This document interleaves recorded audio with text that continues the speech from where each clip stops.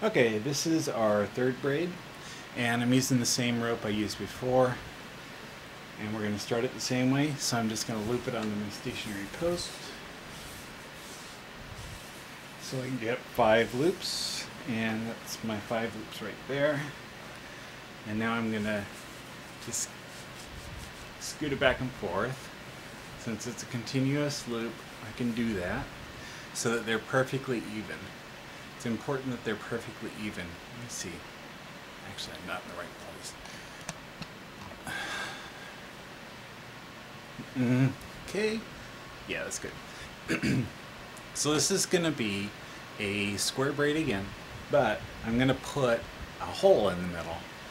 I'm going to braid part of the way, and then I'm going to change one little thing, and it'll make the braid split into 2 braids. And we'll do the 2 braids for a little while, and then we'll go back to 1 braid. So while I'm braiding, it's actually going to make 2 braids at the same time. So I'll show you how that one's done. We're going to start the same way. On one hand, you're going to start with a string on the middle finger and a string on the ring finger, or a loop. Now, I keep saying, okay, it's a loop or a bow. Those are the official names, a bow. A bow is what they called it in the medieval period, and that's what they're called in the manuscripts. You know, you tie a bow on your shoe, well, that's a bow. And I call them loops sometimes, and strings, and I should call them bows. But anyway, so on this hand, I've got 3 bows, index, middle, and ring. And let me see. I'm going to move it again a little bit. See if I can get it centered.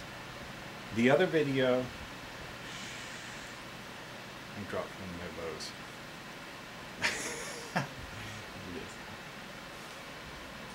The other video, the lighting isn't as good, but you can see the whole string, so you can see it from my hands all the way up to where I have it anchored. Okay. It's a little twisted up, but that really doesn't matter because that end, you know, is going to get tightened together. Okay, so for this one, we're going to start with the square braid, the same one we just did. And if you remember in that one, the goal is to get this one on your index finger. And to do that, I'm going to go through both of these loops over here. I'm going to grab the bottom of that rope, which means I'm doing a reverse exchange, and I'm going to pull it through, and now it's on my index finger over here. Okay, now I walk the bows, and I do the same thing. Through the center of both of them, take the bottom one reversed, and you're back. Walk the bows through both, take it reversed. Now this is the exact same braid we just did, so I'm going to just speed up a little bit and get to the part where I change it.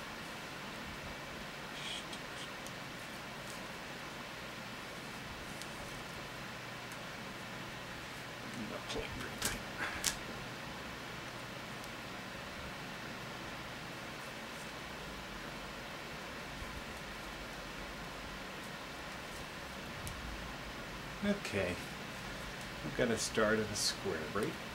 Now, I'm going to change it.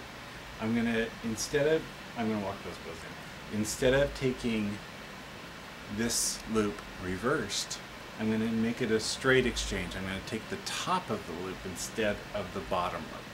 So I'm reaching through both loops over here, taking the top. And now walk the bows over here. I already did it. Reach through both, take the top.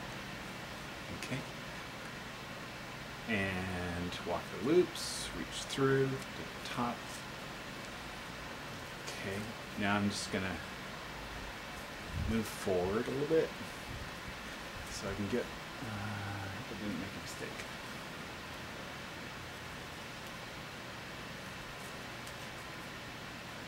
Okay, that's enough for an example.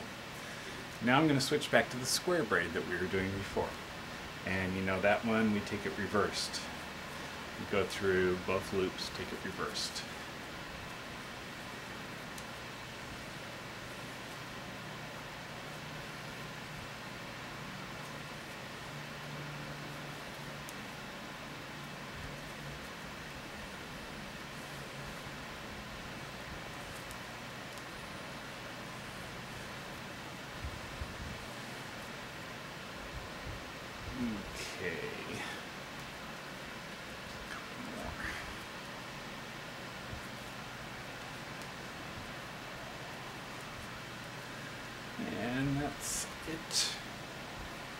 You see how fast they are. Okay, so this looks like a regular square braid, right? But, let's see, it's got a hole in it. See, I started with the square braid, the regular square braid, and when I made that little change and started taking the loop from the unreversed, it split into 2 braids, and it was making 2 braids at one time. And then finishes up with a square braid. So that's a split braid. It's a square braid with a hole in it. That's it.